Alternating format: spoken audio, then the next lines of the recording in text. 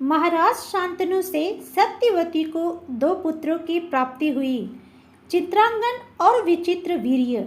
जब चित्रांगन बड़े हुए तब भीष्म ने उन्हें राजपद सौंप दिया, लेकिन गंधर्वों के साथ युद्ध के दौरान चित्रांगन मृत्यु को प्राप्त हो गए। जब तक विचित्र वीर्य भी युवा हो चुके थे, ऐसे में भीष्म ने उसका विवाह करने को सोची।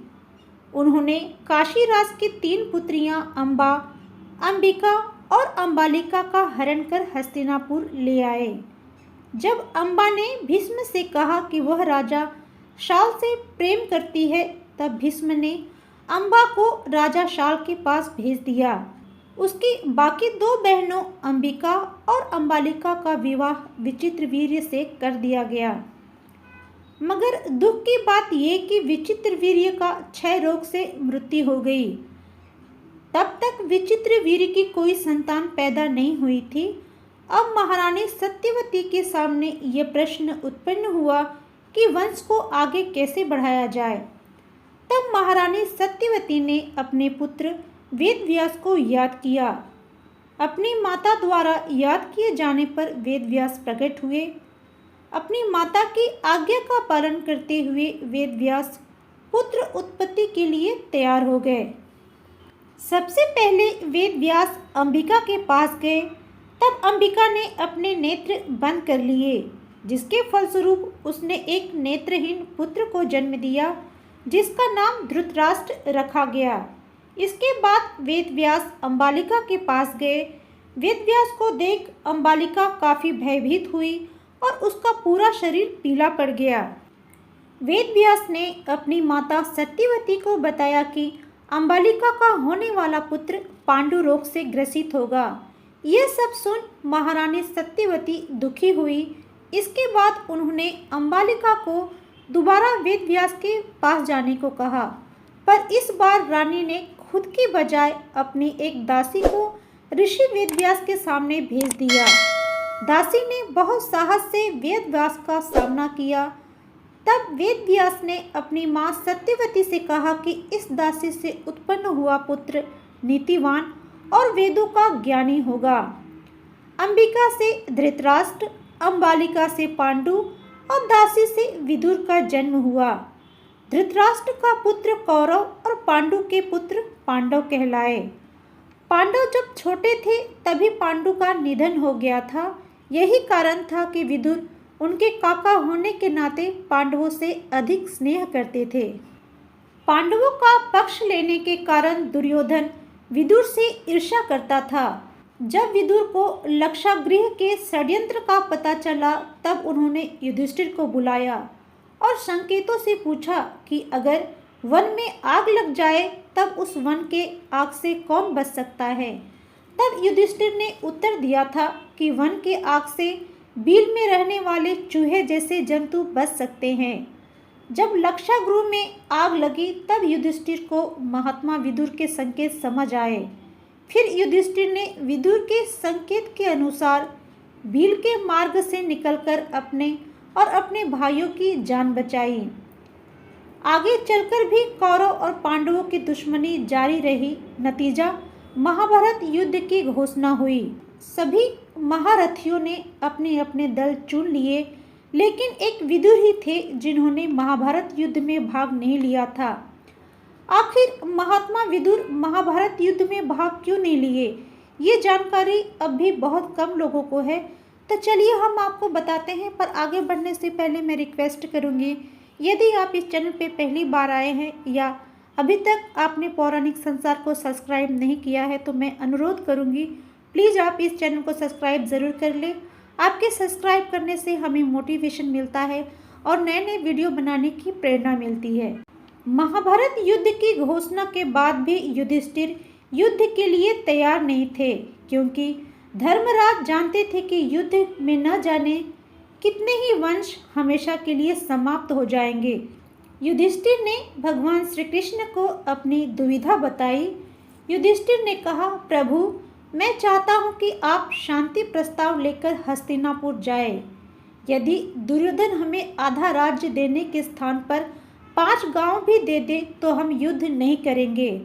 भगवान श्री कृष्ण शांति दूत बनकर जाने को तैयार हो गए। भगवान श्री कृष्ण ने युद्ध में शस्त्र न उठाने का प्रण किया था, लेकिन वे कदम कदम पर पांडवों को सही शिक्षा या सही ज्ञान देते रहते थे। भगवान श्री कृष्ण ने विचार किया कि अगर युद्ध हुआ तो दुर्योधन पक्ष में भीष्म, द्रोणाचार्य, कर्ण और विदुर जैसे शक्तिशाली योद्धा खड़े होंगे। भीष्म, द्रोणाचार्य और कर्ण, इन तीनों महारथियों के शस्त्र का तोड़ श्री कृष्ण के पास था, लेकिन महात्मा विदुर के पास जो शस्त्र था उसका तोड़ पूरे ब्रह्मांड में कहीं नहीं था। किसी समय में विदुर की भक्ति से प्रसन्न होकर भगवान विष्णु ने विदुर को गोवर्धन नामक धनुष प्रदान किया था। यह बहुत ही विनाशकारी धनुष था। यदि कोई योद्धा युद्ध के समय गोवर्धन को धारण करता है तो उसे किसी भी हथियार से नष्ट नहीं किया जा सकता। यहाँ तक कि अर्जुन का गांडीव भी गोवर्धन का कुछ भी बिगाड़ नहीं सकता था। हस्तिनापुर के मंत्री होने के कारण विदुर दुर्योधन का साथ नहीं छोड़ सकते थे। श्री कृष्ण जानते थे यदि विदुर ने इस युद्ध में भाग लिया तो पांडवों की हार निश्चित है।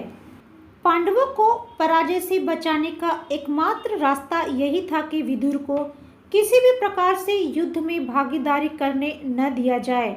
भगवान श्री कृष्ण इसी रणनीति पर कार्य करते हुए शांति दूत बनकर हस्तिनापुर गए। हस्तिनापुर में कौरवों द्वारा भगवान श्री कृष्ण का भव्य स्वागत हुआ। श्री कृष्ण ने दुर्योधन के शाही महल में रहने का प्रस्ताव को ठुकराकर विदुर के घर को प्राथमिकता दी। दूसरे दिन सभा में दुर्योधन ने अपने शत्रु के मित्र को यानी श्री कृष्ण को अपने घर में रहने की जगह देने के लिए विदुर को खूब खरी खोटी सुनाई। दुर्योधन ने विदुर को पांडवों का पक्षपात करने का आरोप लगाते हुए कहा कि आपका पेट तो हमारे खाने से भरता है, परंतु आपका हृदय पांडवों के लिए धड़क रहा है। दुर्योधन यहाँ भी नहीं रुका। उसने विदुर के जन्म को लेकर उसकी माता के चरित्र पर भी उंगली उठाई। दुर्योधन भूल गया कि विदुर परिवार में एक बुजुर्ग और उसके अपने चाचा थे। अपनी माता के चरित्र पर आक्रमण होते देख विदुर क्रोध से आग बबूला हो उठे। उन्होंने अपना गोवर्धन धनुष उठाकर दुर्योधन पर निशाना साधा। तभी कृष्ण ने चतुराई से हस्तक्षेप किया और एक चाल चली। दुर्योधन की ओर मुड़ते हुए उन्होंने कहा, हे कौरव राजा विदुर को आप इस तरह उत्तेजित मत करो। यदि आप ऐसा करते हैं तो वह धनुष तोड़ सकता है और यह घोषणा कर सकता है कि वह आपकी तरफ से नहीं लड़ेगा और तटस्थ रहेगा। दुर्योधन जो पहले से ही अहंकारी था, उसने कहा कि इससे मुझे कोई फर्क नहीं पड़ता, मैं विदुर के बिना भी युद्ध जीत सकता हूँ। अब विदुर की सहन शक्ति जवाब दे गई। इस अपमान के बाद उन्होंने घोषणा की, हे कृष्ण आपने मुझे सही मार्गदर्शन किया है, मैं अब और नहीं लड़ूंगा। इतना कहकर उन्होंने अपना धनुष उठाया और बिजली की चमक के साथ गड़गड़ाहट की आवाज़ के साथ उसे तोड़ दिया। विदुर ने कृष्ण को धन्यवाद दिया और सभा से बाहर निकल गए। भगवान श्री कृष्ण की रणनीति काम आई। इस प्रकार कृष्ण ने पांडवों की जीत का मार्ग प्रशस्त किया। दोस्तों, विदुर से जुड़ी ये जानकारी आपको कैसी लगी? क्या आप इसे पहले से जानते थे? कमेंट्स में ज़रूर लिखिएगा। यदि आप इस चैनल पे पहली बार आए हो तो मैं रिक्वेस्ट करती हूँ प्लीज़ चैनल को सब्सक्राइब ज़रूर कर लें। तो फिर मिलते हैं नए वीडियो में, तब तक के लिए जय श्री कृष्णा।